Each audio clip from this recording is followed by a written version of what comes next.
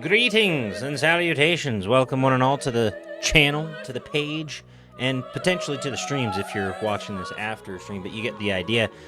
Either way, we have another how-to Total War video coming at you. I got this request on my previous video on Kairos Fate Weaver from Master Joda 999, comment right here, for either Heinrich Kemmler or Archon the Black. I'm going with Heinrich because he was the one mentioned first, and also I'm terrible with Tomb Kings, just in general, and I don't like them.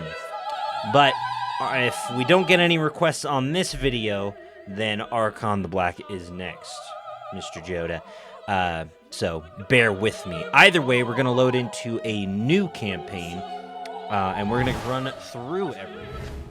While we get everything set up, we're going to load into a new campaign. We always do Immortal Empires. I don't mess with the other two. Immortal Empires is just, it's above and beyond. We're going to head to the Vampire accounts. Second Lord down the row is our main evil graybeard dude, Heinrich Kemmler. Not Kemmler, Kemmler. The LICHEMASTER. Anyways, this is a spellcaster type lord. I'm not necessarily the strongest with spellcaster types. The biggest thing, obviously, is keeping him protected. So having him surrounded by troops, keeping troops away from him, and protecting him at all costs. Obviously, you're going to get some Winds of Magic buffs.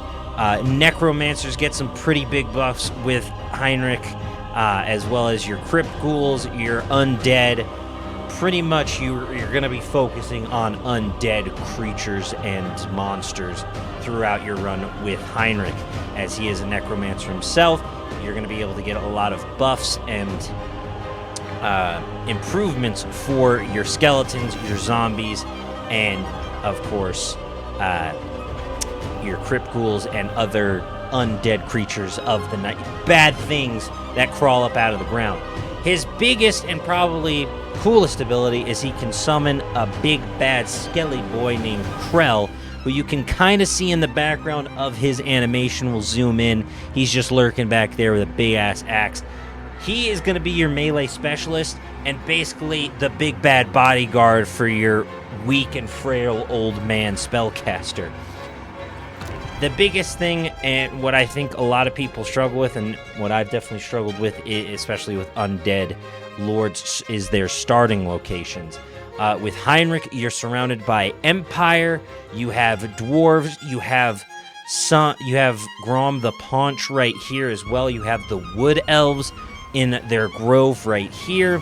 Just to the north is the Chaos factions, Norska, and Festus. You have Kislev. You are in a very tough starting position with an undead lord. So play somewhat passively and build up your armies before expanding. Quick check. Pause for lore here. And we're going to get right into it. We're just doing normal difficulty. You can adjust it however you see fit. But we're going to get right into it with Heinrich Kemmler. And we've loaded in, folks. We now zoom in to Heinrich Kemmler's castle fortress in the mountains. My destiny is my own. Indeed it is, Kemmler. The LICHEMASTER.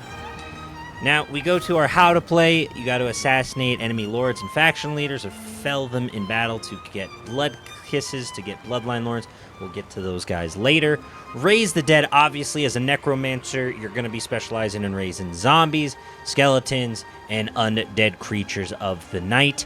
Spread your vampiric corruption across the land to disable attrition for your undead armies, and blight the living as you increase the chances of undead uprisings, basically riots causing chaos and sowing corruption throughout the land. When you are outside non-corrupted territory, you will take attrition, so be careful when traveling with your armies. As while you can summon them rather quickly, you can lose them rather quickly as well. So you get your generic start battle against this guy with a fairly generic starter army. We go to check our lord, our lord and our hero. I always embed the hero immediately into armies. whenever I'm starting a campaign, just to be on the safe side, we have a fairly decent starter army. Your biggest units are going to be your wraiths, mainly the Karen wraiths, who are ethereal infantry, and then hex wraiths, which are ethereal cavalry. Ethereal units are going to be very, very strong early on because they do not take normal damage. You'll see this little buff on their thing, and we'll zoom in here. Ethereal units ignore most damage done by non-magical weapons, as they have shed most of their physical form. They are not slowed by terrain-based movement penalties either. So, ethereal units are very good, and you'll notice most of the units, them being undead, will cause fear, which will affect leadership, or terror, which is the better of the two. Frightening enemy units, just causing and sowing panic, reducing morale, and reducing leadership. We start in the Blackstone Post, again surrounded by orcs, Empire, the Wood Elves in their grove down here, Grom the Paunch down here as well, some dwarves, but main enemies are going to be Empire and Wood Elves early on, as sort of these outlier factions are eliminated. What you want to prioritize with your settlement, obviously, in my opinion, is growth and then focus on income. With growth, you can get higher tier buildings quicker, but we'll get to those eventually later on. But prioritize growth first, then your income, because with the undead, most of your early game units are going to be dirt cheap. And speaking of units, I'm going to want to be able to recruit Crypt Ghouls, mainly because they are good damage dealers and breaking up low-tier infantry. Also, because we have Castle Drachenfell's Catacombs, which allows us to recruit most of our Tier 1 units, and even a necromancer for heroes.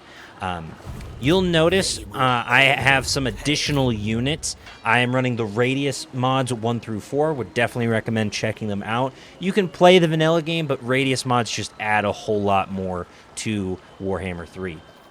Now, without any further ado, let's check out our main lad, Heinrich Kemmler. He is weak in armor, decent leadership, his weapon strength is okay, fairly low health pool, but he is a spellcaster, and you are going to be casting spells, protecting and healing your army, summoning units when we get into his skill tree. That comes later. His most powerful spell is Lord of Undeath, which summons Krell. Krell will not degrade. You basically get another hero that will be in your army permanently, and you can recast that when Krell is eliminated. Either way, Krell is going to be your big bodyguard. He is your damage dealer. He is the one who's going to protect your weak, frail old man. He is the hospice caretaker of Heinrich Kemmler. Now, let's get into Kemmler's skill tree. He gets a mount, thankfully, so it'll help him escape some sticky situations. The biggest thing, obviously, is his spells, which will help boost units or heal them. Obviously, raise undead or raise dead. You can summon zombie units. You can heal units. This is the invocation of Nehek, which will gradually over time replenish the hit points of combatants, resurrects dead combatants, and heals injured before resurrecting. So, if your unit has lost a couple of bodies, has lost a bunch of health, you're going to want to prioritize that. Healing your units and keeping them sustained in the fight is your main goal as Heinrich Kemmler. And you'll notice that with his spells as you go through them, they're mainly for protecting your units and making sure that they can survive just a little bit longer, because you're not going to be doing a lot of damage. Let me remind you, like, you can get these buffs for your zombies, your undead units in your red tier, but you're going to prioritize your spells first, then buff your units because you need your spells. Obviously, you can get different buffs for different heroes, different units, different lords, so on and so forth. We check him out, again, going to his details. He is a very, very weak spellcaster in terms of his health and his armor, so protect him at all costs. Do not allow him to engage in one-on-one fights. He is not a duelist. He is a spellcaster. we see his different like enchanted items. I almost said regiments of renown, but we'll get to those later. Again, it's all about focusing and improving his units. This will give them physical resistance, magical attacks, replenishes hit points, and then you get extra spell resistance, more corruption, and more reduction in cost for your spells. So obviously these are some powerful items. The quicker you can get them, the better, in all honesty. But be careful going into your battles, just because you have to measure what you have against the quest battle. But this is Heinrich Kemmler, spellcaster. Like we were going through his army, again, it's very weak. Armor is god-awful on your skeletons, on your zombies, on your crypt ghouls, on your everything. Everything has low armor and is going to sustain heavy damage. But you'll notice a very large health pool. 20,000 hit points for a tier 1 unit is massive. 12,000 and 16,000 or so, but these zombies are just meat shields. Think Skaven, but slower moving, is how I usually play my undead lords. Although I'm not typically one to go with a spellcaster, sometimes you got to mix it up every now and again. The biggest thing, and we'll get to the tech tree momentarily, but I just have to go over this, is the raise dead function. Basically, you can instantly recruit troops right off the rip. I'm just going to add these troops now. Typically, you want to save these for emergencies. Like if you see a big army roll up, you can just recruit like a level 1 lord or a level 2, whatever they come in as, and then just load them up if you have the funds to do so. And you just instantly get those units. I just instantly got a 18 out of 20 unit count. You can recruit more traditionally. That will take time and turns. You'll see some of the units from the Radius mod pop up, just because I prefer the Radius mod, because it just adds more unit diversity. But the Raise Dead function is incredibly important for your undead lords, because it allows you to recruit, especially late game, almost full 20 stacks, and depending on where you're at on the map, how many battles have been fought in the area will change the unit variety. Right now we haven't fought many battles. Right now we don't really have much in the tank, as it were, so it's going to be tier 1 low-level units, but you can eventually even get as far as, if we go to the building browser, you can start getting tier 5, tier 4 units. You can get Blood Knights, you can get freaking, I forget what they're called, but the Terrorgeist, which is the undead dragon. It's a very, very powerful ability. So if you're ever in trouble, try to use your Raise Dead function, get at least something, and hope for the best. But anyways, we'll go to our tech tree, the Book of Archon, Liber Necronomica, the Lamian Book of Blood, and Dunrot's Blasphemous Bestiary. There are 4 different tiers. They all buff different unit types or in-game mechanics. So you'll get extra blood kisses, you'll get extra growth, so I kind of want to prioritize growth. But since I already have a building for growth, I'll get the leadership for my zombies in tier 1 units, because leadership is a major factor in battles, and hopefully I can display it in the battle to come, in the opening battle. But the lower your leadership is on your units, the worse off they are going to be, and that's just an ignorant case. But it's especially different for undead or skeletal units or anything, because if any of these units fall below a certain leadership value, and you'll notice that it's quite low for most of these units, if it falls below a certain level, they'll start to degrade because they can't keep their form. It is less than ideal. So keep your leadership up, your units last longer in battle and will survive. But you can eventually get melee attacks, weapon strength, upkeep reduction costs, recruitment reduction costs, physical resistance, armor, healing, so on and so forth, yada, yada, yada. You get it. So pick and choose your technology tree depending on how you are going to run it. Are you going to build a mass army of zombies and you just want to hurl zombies at your enemies? Or are you going to try to play the long game and get more blood kisses, getting more legendary lords, or just lords in general, which is where the blood kisses come in, either from characters assassinated, faction leaders killed, factions vassalized, different in-game mechanics.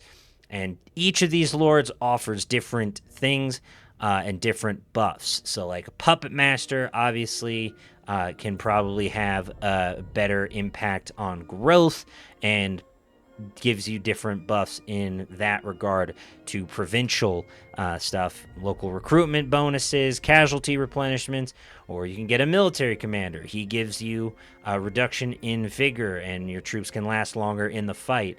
So on and so forth, each one giving you different advantages that you can read down below on their respective charts or whatnot with these three purple skull type deals. I don't know what these are officially called, but this is their character sheets, essentially. So play it how you want to. You can even get the Von Karstein line, the Blood Dragon, Lamian, Nekrash, and Strigoi. Different vampire types, different archetypes of vampire lore. So play it how you will and go from there. Right now, we're just going to get into battle now, and we will fight this random Artois Bretonnian lord. He has a fairly easy army, but you'll even notice here, it's still a Pyrrhic victory, even though we outnumber him like 3-1. Again, the units aren't meant to do a lot of damage. They are meant to weaken the resolve of the enemy troops and just absorb as much damage from them until they're literally, too weak to fight. Let's get into the battle, shall we? All right, we've loaded in, and we have somewhat advantageous terrain. However, we're the attacking side, not defense, unfortunately. So we'll have to push to them. They won't push to us. Since we are a magic user, I am going to try and risk it for more favorable winds. And the winds evade me. We have lost one winds of magic, so unfortunate there. But sometimes you risk it for the biscuit, other times you don't. We have a few units who are have Vanguard deployment, so we're going to send them up first, especially one of our Hex Wraith units, which is the Hex Wraith's cavalry, and not, Wraith units, Hex Wraiths and Cairn Wraiths. We'll send the Cairn Wraiths over here. I'll send my other troops over here. We'll put the necromancer on this side, and then our main dude against their main dude, but he will be behind a boatload of zombie infantry. Alrighty. So, main thing I want to prioritize, I think, is taking out their one unit of peasant bowmen. So I'll just send my fell bats there to quickly intercept them before they can do any major damage. Just because ranged units will be the bane of your existence, just because of how low the armor is on most of these units. So, target ranged units with fell bats, and if you can flank around it when there's not a river, use dire wolves and other quick moving units to intercept their ranged units before they can do damage. But without any further ado, let's get into it, shall we?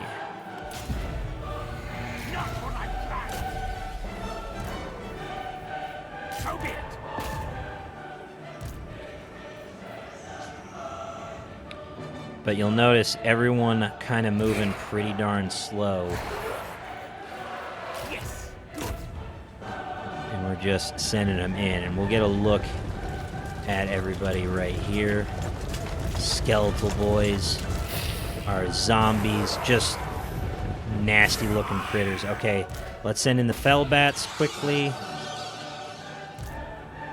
and then we'll send in our wraiths and everybody else, and then let's get a look at our boy Hellman.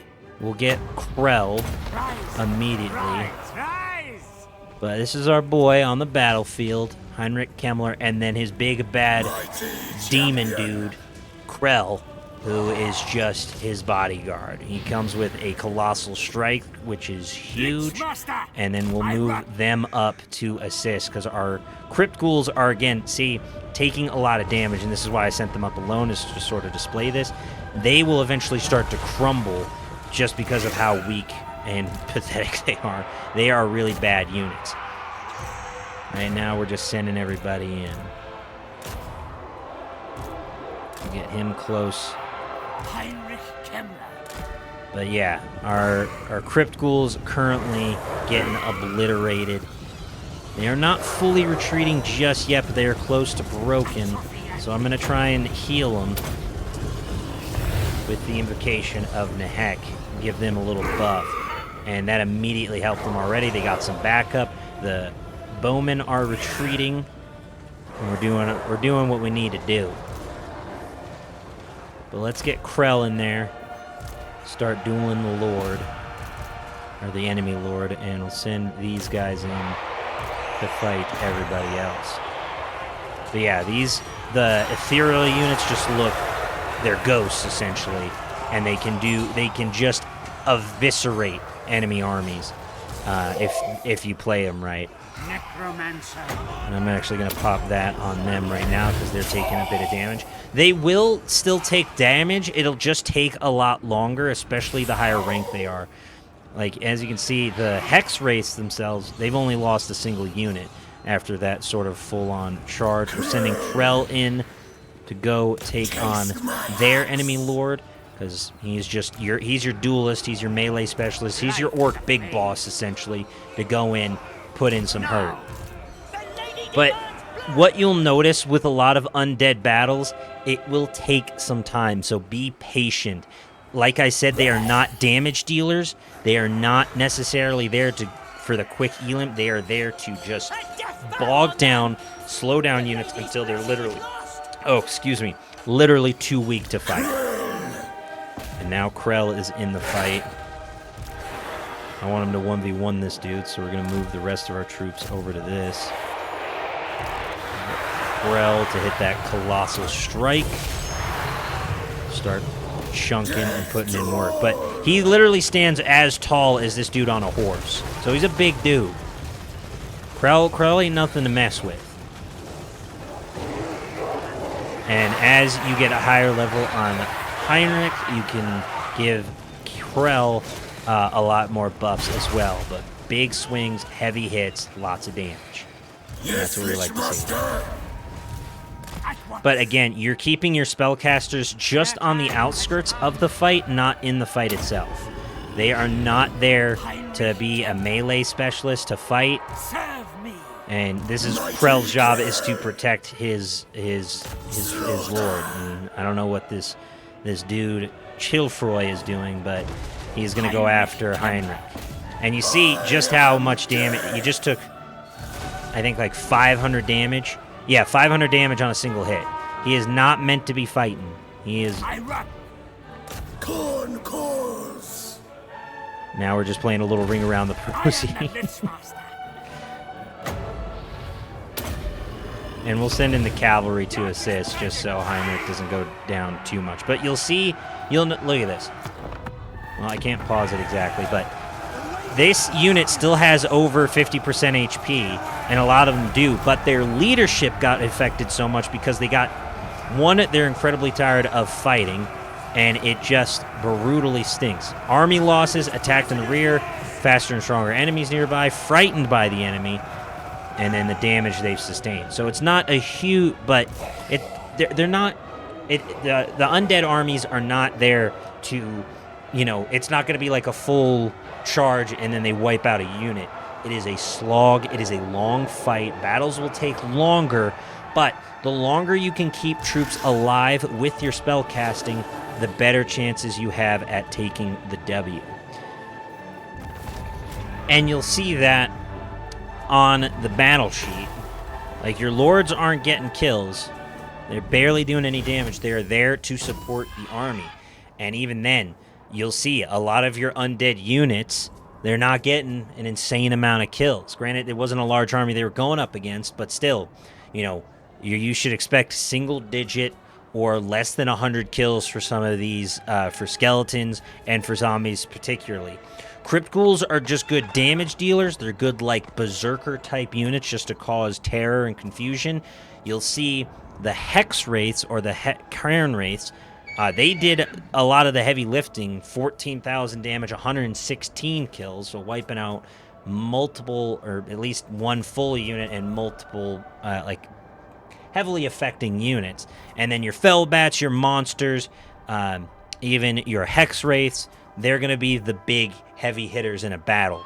Your undead troops are there to distract the infantry and bog them down, even bog down lords. If you surround a lord with, 3 units of skeletons and a zombie unit, they're going to have a very tough time escaping that.